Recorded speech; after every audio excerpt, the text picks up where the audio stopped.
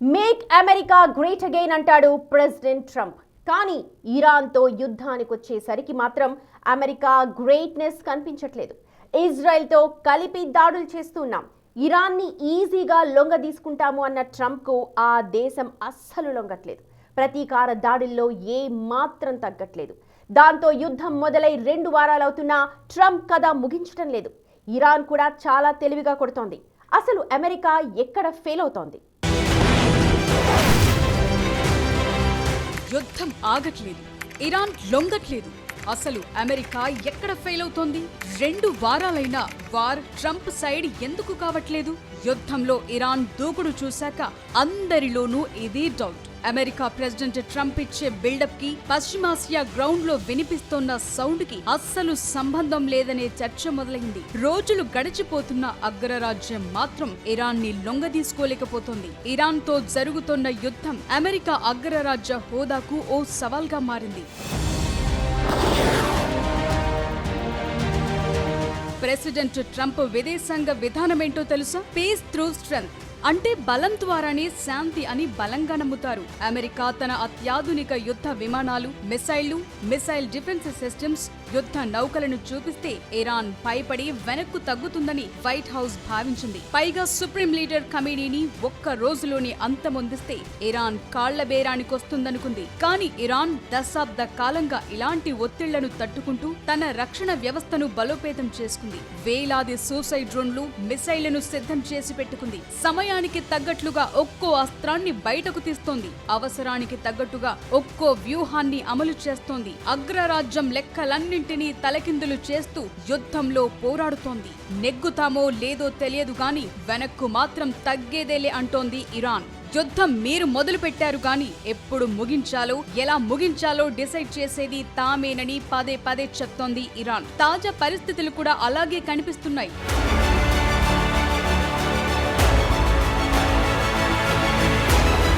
Iran Israel పై నేరుగా దాడులు చేయటమే కాదు, గల్ఫ్ దేశాలన్నీ అమెరికా స్థావరాలతో పాటు అనేక ప్రదేశాలపై బాంబులు వేస్తోంది. ఇరాన్ దాడులతో యుఎస్ పై ప్రెజర్ పెరుగుతోంది. దాంతో అమెరికాకు ఏం చేయాలో తెలియక ఇబ్బంది పడుతుందనే చర్చ మొదలైంది. అందువల్లే 2 వారాలైనా ఇరాన్ ని లొంగదీసుకోలేకపోతోందనే వాదనలు వినిపిస్తున్నాయి. పైగా ఇరాన్ కూడా చాలా తెలివిగా కొడుతోంది. యుద్ధంలో టైం ఒక్కటే కాదు, టైమింగ్ కూడా చాలా ముఖ్యం. అందుకు తగ్గట్లుగానే అన్ని అస్త్రాలను ఒకేసారి తీయట్లేదు. ఒక్కో ఆయుధాన్ని, వ్యూహాన్ని సమయానికి తగ్గట్లుగా వాడుతోంది ఇరాన్. ముఖ్యంగా హర్ముజ్ జలసంధిని ఇరాన్ మూసివేస్తుందని, ఇంతలా టైట్ చేస్తుందని ట్రంప్ అస్సలు ఊహించలేదు. ఇరాన్ పై వారంలోపే పై చేయి సాధిస్తాం, హర్ముజ్ కు ఎలాంటి ఇబ్బంది లేదనుకున్నారు. హర్ముజ్ గుండా వెళ్లే నౌకలను కూడా ట్రంప్ ఎస్కాట్ చేస్తామని చెప్పారు. కానీ ఇరాన్ దెబ్బకు అమెరికానే చేతులెత్తేయాల్సిన పరిస్థితి వచ్చింది. పైగా ఇప్పుడు అమెరికా యుద్ధ నౌకలపైనే దాడులు చేస్తున్నామని ఇరాన్ క్లెయిమ్ చేస్తోంది. యుద్ధం మొదలయ్యాక ఇరాన్ ముందుగా సూసైడ్ డ్రోన్లతో అటాక్ చేసింది. ఆ తరువాత మిసైళ్లని ప్రయోగించింది. ఇజ్రాయెల్ తో పాటు గల్ఫ్ దేశాలన్నీ టార్గెట్లని పక్కాగా ఛేదించింది. ముఖ్యంగా ప్రపంచ చమురు జీవనాడి అయిన హర్ముజ్ జలసంధిపై పట్టు సడలకుండా చూసుకుంది. చమురు నౌకలను తమ పరిధి దాటకుండా చేసింది. ముందుకు కదిలితే బాంబులతో దాడులు చేసింది. నావల్ మైన్స్ పెట్టి భయపెట్టింది. సూసైడ్ బోట్లతోనూ అటాక్స్ చేస్తోంది. అమెరికా 3 భారీ ఎయిర్ క్రాఫ్ట్ క్యారియర్లను గల్ఫ్ ప్రాంతానికి పంపినా అవి హర్ముజ్ వైపు వచ్చేందుకు తటపటాయిస్తున్నాయి. ఐఆర్జీసీ మాత్రం అమెరికా నౌకలొస్తే చూసుకుంటాం అన్నట్లుగానే ఉంది. అమెరికా డిఫెన్స్ సిస్టమ్ అలసిపోయేలా చేసే ఆయుధాలతో ఇరాన్ దళాలు హర్ముజ్ దగ్గర సిద్ధంగా ఉన్నాయి. సముద్ర దిగ్బంధం వ్యూహంలో మస్కిటో ఫ్లీట్ గా పిలిచే చిన్న సూసైడ్ బోట్లు వందల సంఖ్యలో ఉన్నాయి. టెహ్రాన్ కు చెందిన భారీ నౌకలను ధ్వంసం చేశామని తొడగొడుతున్న అమెరికాకు ఇవి షాక్ ఇస్తున్నాయి. నాసర్, కౌసర్ లాంటి short range supersonic guided మిసైల్ని వీటికి అమర్చి వాడుతున్నారు. వీటితో పాటు తీర ప్రాంతాల నుంచి ప్రయోగించేలా ఇంకొన్ని అధునాతన మిసైళ్లున్నాయి. ఇప్పుడు ఏకంగా అమెరికా యుద్ధ నౌక అబ్రహాం లింకన్ పైనే దాడి చేశామని ఇరాన్ ప్రకటించింది. తమ బాలిస్టిక్ మిసైల్ ఈ ఎయిర్ క్రాఫ్ట్ క్యారియర్ ను ఢీకొట్టిందని తెలిపింది. దాంతో అది పనిచేయటం లేదని, గల్ఫ్ వాటర్స్ నుంచి వెనక్కు తగ్గిందని క్లెయిమ్ చేసింది. అయితే అమెరికా దీన్ని తోసిపుచ్చింది. ఆపరేషన్ ఎపిక్ ఫ్యూరీలో తమ యుద్ధ నౌక సపోర్ట్ ఉందని చెప్తోంది.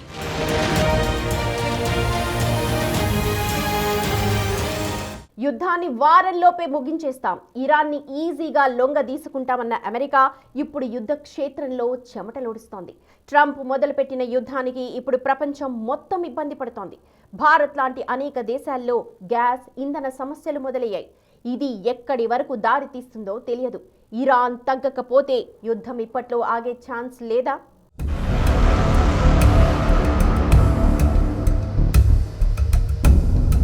యుద్ధాన్ని మొదలు పెట్టడం ఈజీనే, కానీ దాన్ని ముగించటమే కష్టం. ఇరాన్ లాంటి దేశాన్ని అమెరికా లాంటి అగ్రరాజ్యం తక్కువ అంచనా వేయటంలో అర్థముంది. కానీ యుఎస్ చేసిన పెద్ద తప్పు అదే. ఇరాన్ కు ఉన్న భౌగోళిక పరిస్థితులు, భూగర్భ సైనిక స్థావరాలే ఆ దేశానికి కొండంత అండ. కేవలం బాంబు దాడులు, డ్రోన్లు, మిసైల్ అటాక్స్ తో ఓ దేశాన్ని లొంగ తీసుకోవచ్చనే అమెరికా పాత చింతకాయ పచ్చడి వ్యూహాలు ఇప్పుడు అస్సలు పనిచేయటం లేదు. ఇరాన్ ఆధునిక యుద్ధ తంత్రాన్ని ఎలా ఛేదించాలో తెలియక ట్రంప్ సతమతమవుతున్నారు. అందుకే ఇంకా యుద్ధం ఓ కొలిక్కి రావట్లేదు.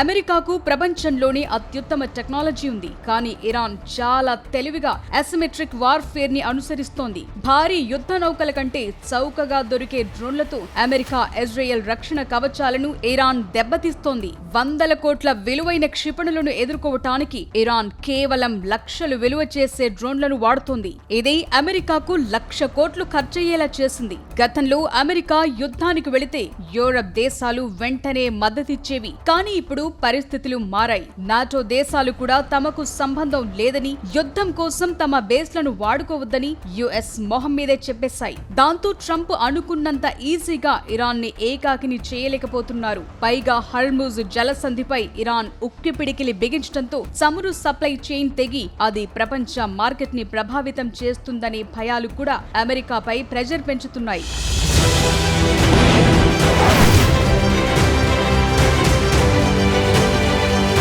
యుద్ధం కేవలం 2 దేశాల మధ్య పోరుగా మిగల్లేదు. ప్రపంచ ఆర్థిక వ్యవస్థను కుదిపేస్తోన్న పెను సంక్షోభంగా మారింది. వారంలో ఇరాన్ను దారికి తెస్తామని ప్రగల్భాలు పలికిన అమెరికాకు ఇప్పుడు ఇరాన్ గట్టి సవాల్నే విసురుతోంది. ముఖ్యంగా భారత్ లాంటి దేశాలపై ఈ ప్రభావం తీవ్రంగా ఉంది. ఫిబ్రవరి 28న ఇరాన్ పై అమెరికా, ఇజ్రాయెల్ మెరుపు దాడులు ప్రారంభించినప్పుడు ప్రెసిడెంట్ ట్రంప్ ఈ యుద్ధం త్వరగా ముగుస్తుందని భావించారంతా. కానీ యుద్ధం మొదలై 2 వారాలు గడుస్తున్నా క్షేత్రస్థాయిలో పరిస్థితులు అమెరికా అంచనాలకు భిన్నంగా మారుతున్నాయి. ఇరాన్ తన మిసైళ్లు, డ్రోన్ సిస్టమ్ తో ప్రతిఘటిస్తూ అమెరికా ఆయుధాలను, రక్షణ వ్యవస్థను ముప్పు తిప్పలు పెడుతోంది. ప్రపంచ చమురు వాణిజ్యంలో 20% వాటా కలిగిన హర్ముజ్ జలసంధిని ఇరాన్ మూసేసింది. అమెరికా ఎన్ని రకాలుగా ఈ రూట్ క్లియర్ చేసేందుకు ప్రయత్నిస్తున్నా ఇరాన్ సముద్రంలో పాతిన మైన్లు, డ్రోన్ దాడులు అడ్డంకిగా మారాయి. దీనివల్ల ముడి చమురు ధరలు బ్యారెల్ కు $120 మార్కు దాటింది. యుద్ధం ముదిరితే $200లకు చేరుతుందని ఇరాన్ హెచ్చరిస్తోంది.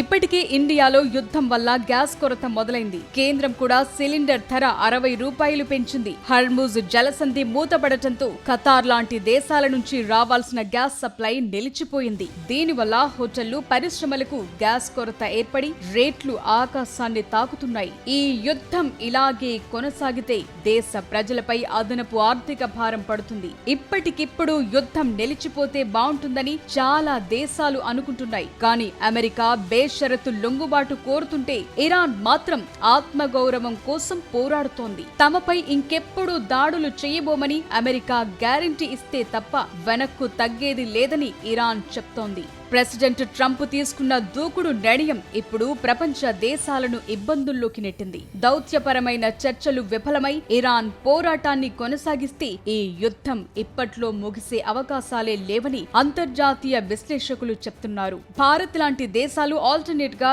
రష్యా నుంచి చమురు తెచ్చుకునేందుకు ప్రయత్నిస్తున్నప్పటికీ రవాణా మార్గాలు మూసుకుపోవటం అతి పెద్ద సమస్యగా మారింది. దాంతో ఈ సమస్య ఇప్పటికిప్పుడు తీరిపోయేలా కనిపించట్లేదు.